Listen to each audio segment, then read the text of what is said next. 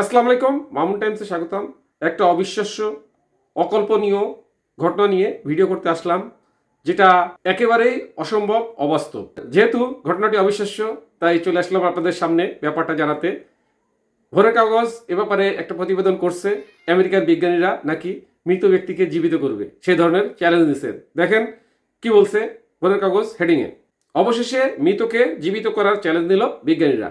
ভিতরে কি লেখছে? জীব জগতের এক অমোঘ সত্য হলো প্রতিটা জীবের নির্ধারিত সময় মৃত্যু আসবে, কিন্তু হঠাৎ মৃত্যুকে আটকে রেখে এই প্রাকৃতিক নিয়মকে চ্যালেঞ্জ ছুড়ে দিয়েছেন যুক্তরাষ্ট্রের অ্যারিজোনার এলাকা লাইফ এক্সটেনশন ফাউন্ডেশন। প্রতিষ্ঠানটি মৃত দেহদের জীবিত করতে নানা বৈজ্ঞানিক প্রকাশ চালিয়ে যাচ্ছে। লাইফ এক্সটেনশন মানে জীবনের পরিধি বাড়ানোর এই মিশনে অ্যালকোর তরল নাইট্রোজেন ভরে ট্যাঙ্কে 119টি মৃতদেহ ও মাথা এবং 100টি পোষা প্রাণীকে সংরক্ষণ করে রেখেছে, যা ভবিষ্যতে পুনরুজ্জীবিত হওয়ার আশায় নিজেদের দেহ ক্রিও প্রেসারের সিদ্ধান্ত নিয়েছিলেন। সংরক্ষিত মৃতদেহগুলোকে বলা হয় ক্রিও প্রিজার্ভড।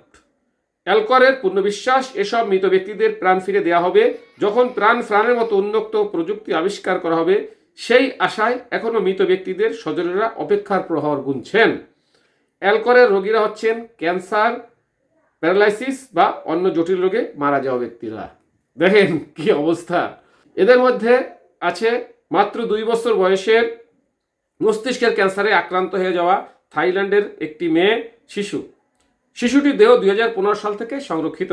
প্রতিষ্ঠানটির চিফ এক্সিকিউটিভ ম্যাক্স মোর ভাষ্যমতে, শিশুটির মস্তিষ্কে একাধিক অস্ত্রোপচার হয়েছিল, তবে কিছু কাজে না আসায় অ্যালকোর সাথে যোগাযোগ করে মেয়েটির বাবা মা, যারা নিজেরাও ডাক্তার।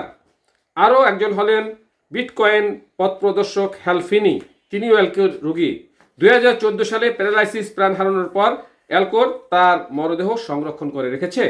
অ্যালকোর যে প্রতিষ্ঠানটি, এই প্রতিষ্ঠানটি যাদের যে সমস্ত মৃতদেহের দায়িত্ব নিয়েছে, সে দায়িত্ব তারা এভাবে সংরক্ষণ করে যাবেন যতদিন পর্যন্ত প্রযুক্তি ঠিক সেভাবেই সম্পন্ন না হবে, তাদের চেষ্টা চালিয়ে যাবেন। কিন্তু আত্মীয় স্বজন সবাই আশা করতেছে একসময় অ্যালকোর মৃতদেহ প্রাণ ফিরে আনার প্রক্রিয়া সম্ভব হবে, তখন তার স্বজনদের ফিরে পাবেন।